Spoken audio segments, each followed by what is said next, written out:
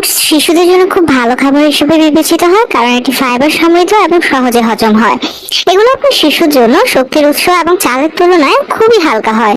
এগুলো সিরিয়াল থেকে অ্যালার্জির কোনো প্রতিক্রিয়া দেখা যায় না এবং খেলে বাচ্চার কোষ্ঠকাঠিন্যের কোনো সমস্যা হয় না। বাচ্চাকে 6 মাস থেকে বিনা দ্বিধায় ওটস খাওয়াতে পারে। ওটস এমন খনিজ পদার্থ যুক্ত যা আপনার শিশুর বিকাশের জন্য calcium, iron, zinc, phosphorus, potassium, sodium এবং ম্যাগনেসিয়ামের জন্য প্রয়োজনীয়। হাড় গঠনে ক্যালসিয়াম এবং ফসফরাসের সহায়তা করে, আয়রন দেহে হিমোগ্লোবিনের পরিমাণও বাড়ায়। তো এই রেসিপির জন্য আমি এখানে একটা কলা ভালোভাবে ম্যাশ করে নিয়েছি। আপনি আপনার বাচ্চার চাহিদা অনুযায়ী কলার পরিমাণটা বাড়িয়ে বা কমিয়ে নিতে পারেন।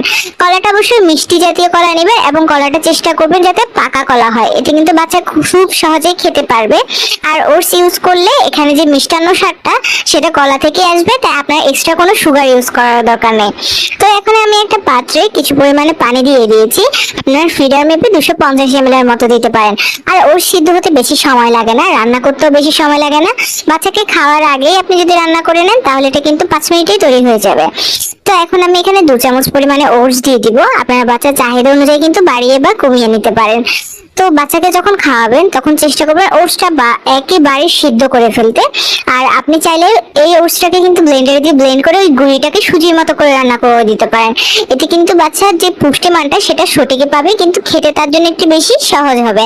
আর বাচ্চার যখন বয়স বাড়ার সাথে সাথে আপনি ওটসটাকে বাড়িতে রেখে গরম পানিতে ঢেলেই কিন্তু ওটসটা বাচ্চাকে খাইয়ে দিতে পারেন, কারণ তখন কিন্তু তার যে চিবানোর শক্তিটা সেটা কিন্তু তার মধ্যে চলে আসবে। এছাড়া আপনি চাইলে ওটসকে শুধু কলা নয়, খেজুর, কিশমিশ, বাদাম এগুলোর সাথেও যদি মিক্স করে খাওয়ান বাচ্চা কিন্তু অনেক বেশি পুষ্টি পাবে। আর মনে রাখবেন ওটস থেকে কিন্তু বাচ্চা অ্যালার্জিক রিঅ্যাকশন হতে পারে, তাই বাচ্চাকে পরপর 3 দিন খাইয়ে চেক করবেন যে বাচ্চার মধ্যে র্যাশ বা অ্যালার্জির কোনো রিঅ্যাকশন দেখা যাচ্ছে কিনা। ওটসটা ভালোভাবে রান্না হয়ে গেলে আমি পানিটা টেনে তারপরে তুলে নিব। আপনারা কিন্তু চেষ্টা করবেন বাচ্চার খাবারে যখন দুধ ব্যবহার করবেন সেটা সাথে সাথেই ওটস যখন রান্না করছেন তখন ইউজ না করতে, ওটসটা রান্না হয়ে গেলে বাটিতে তুলে তারপরে দুধ ইউজ করতে চেষ্টা করবেন। এই যে দেখুন ওটসগুলো সিদ্ধ হয়ে কিরকম ম্যাশ হয়ে গেছে। এখন আমি খাবারটাকে তুলে বাটিতে সার্ভ করে আপনাদেরকে দেখিয়ে দিব। তো ওটসটাকে আমি এখন বাটিতে নিয়ে নিচ্ছি। বাটিতে নেওয়ার পর দেখুন এটার ঘনত্ব আমি ঠিক কেমন রেখেছি। আমি কিন্তু পানিগুলো একেবারেই শুকিয়ে ফেলেছি। এখন আমি যে ফর্মুলা দুধটা বোতলে বানিয়ে নিয়েছি সেই ফর্মুলা মিল্কটা আমি এখন এখানে অ্যাড করে দিব। আর আপনি যখন চেষ্টা করবেন বাচ্চার 1 বছর বয়স হয়ে যাবে বা যখন থেকে আপনি বাচ্চাকে গরুর দুধটা খাওয়ানো শুরু করবেন তখন চেষ্টা করবেন পানির বদলে গরুর দুধটা দিয়েই বাচ্চার খাবারটা আপনি চুলায় তৈরি করে ফেলতে। মানে আপনার বাচ্চাকে এইভাবে যদি একবেলা আপনি তৈরি করে খাওয়াতে পারেন তাহলে আপনার বাচ্চা কিন্তু অনেক বেশি পুষ্টি পাবে। আর এখানে যে কলাটা আমি ম্যাশ করে নিয়েছি সেই কলাটাও আমি এখানে দিয়ে দিব। আপনি বাচ্চাকে সকাল, বিকেল বা রাত্রে যে কোনো বেলায় এইভাবে যদি একটা ওটস রেসিপি তৈরি করে দিতে পারেন বাচ্চা কিন্তু অনেক বেশি হেলদি একটা ফুড পাবে।